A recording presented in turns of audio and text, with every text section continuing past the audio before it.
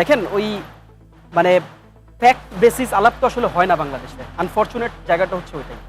Eventually দেখেন আমরা এখন যে মঞ্চের উপর দাঁড়িয়ে কথা বলছি, এখানেও ধরেন একটা মানে কন্টেন্ট আমরা দেখেছি, ওই কন্টেন্টের বেসিসকে আমরা কানেক্ট করলাম এনসিপির সাথে, আনফরচুনেটলি। এবং উইথ অল ডিউ রেসপেক্ট আমি একটু বলি, যেমন আপনি সালাউদ্দিন ভাইকে যখন প্রশ্ন করলেন, আপনি কিন্তু প্রশ্ন করলেন যে মানে এই দুর্নীতির সাথে যারা যুক্ত তারাও আপনাদের সাথে জোটে আছে, রাজনৈতিক নির্বাচনী জোটে আছে। অথচ আপনি একটু খেয়াল করে দেখেন বিগত সরকারের যে উপদেষ্টা পুরো প্যানেলটার দিকে যদি আমরা তাকাই, এই প্যানেল থেকে দুজন আমাদের এনসিপিতে এসেছেন এবং এই দুজনের একজন বেশ আগে তিনি পদত্যাগ করেছেন। এবং আমি আপনাকে স্মরণ করিয়ে দিই, নাহিদ ইসলাম যেদিন পদত্যাগ করেছেন, আপনি এখন আমি আপনাকে অন ইয়ার চ্যালেঞ্জ করলাম, আপনি যান, তিনি তার পুরো মানে হিসাব বিবরণী তিনি, এটা তো আমি হেলাল ভাই উল্লেখ করেছেন, আমি সেটা ইনপুট দিয়েছি, তিনি কিন্তু পাবলিক করেছেন।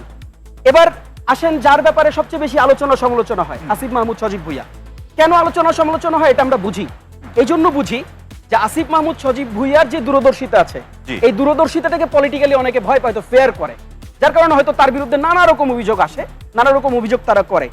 আপনার স্মরণ থাকা উচিত, আমাদের সকলের স্মরণ থাকা উচিত, আসিফ মাহমুদ সজীব ভুইয়া যেদিন পদত্যাগ করলেন তিনিও কিন্তু তার হিসাব বিবরণী কিন্তু তিনি পাবলিক করেছেন এবং তিনি হিসাব বিবরণী নিয়ে আলাদা একটা প্রেস বিজ্ঞপ্তি করেছেন, আলাদা করে সবাই প্রেসকে সবাইকে ডেকে তিনি বলেছেন যে তার আজকের হিসাব কোথায় আছে।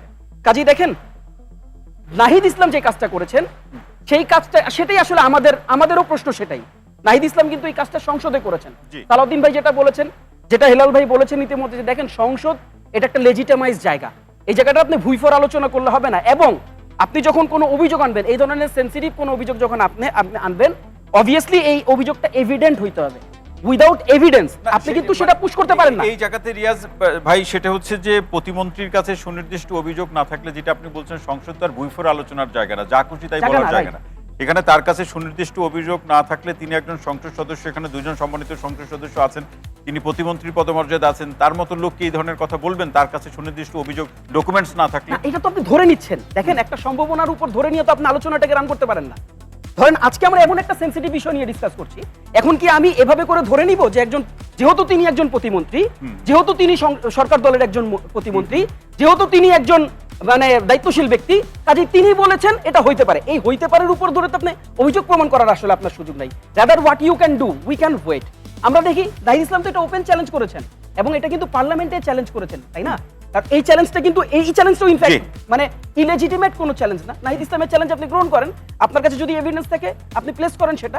এবং আমি আপনাকে দেখেন সবচেয়ে গুরুত্বপূর্ণ যে আলাপটা, যেটা আজুল ভাই, হেলাল ভাইরা আমাদের অনেক সিনিয়র, তারা যথেষ্ট অভিজ্ঞতা রাখেন, কিন্তু দেখেন তিনি সকল উপদেষ্টার হিসাব চেয়েছেন না?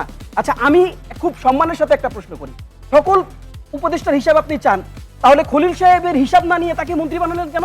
তাও আবার এরকম একটা দায়িত্বশীল জায়গা, যে দায়িত্বশীল জায়গা আপনি নিশ্চয়ই জানবেন যে পররাষ্ট্র মন্ত্রণালয় এটা কিন্তু একটা রাষ্ট্রের হৃৎপিণ্ড। আপনি বাংলাদেশের যত ক্রিটিক্যাল, আপনি জানেন যে বাংলাদেশের ল্যান্ড একটা হেভি ক্রিটিক্যাল ল্যান্ড, আমরা হাইস্ট বর্ডার শেয়ার একটা কান্ট্রি, যার সাথে আমরা বর্ডার শেয়ার করি ইন্ডিয়া, আমার পাশে মায়ানমারের মতন একটা সেন্সিটিভ ইস্যু আছে, পুরো ওয়ার্ল্ড অর্ডার একটা ডিফারেন্স। আপনাকে অসংখ্য ধন্যবাদ। লাস্ট লাইনটা বলি, আমাকে এই প্রশ্নের জবাবটাও তো দিতে হবে। এই প্রশ্ন আমি লিখে রাখলাম, এই প্রশ্ন হেলাল ভাইয়ের কাছ থেকে শুনবো, এই প্রশ্নের জবাব তিনি কি বলেন। হিসাব না দিলেও মন্ত্রী হওয়া যায়, কারণ তিনি আপনার আস্থাভাজনের জন্য। আপনাকে আশ্বস্ত করছি।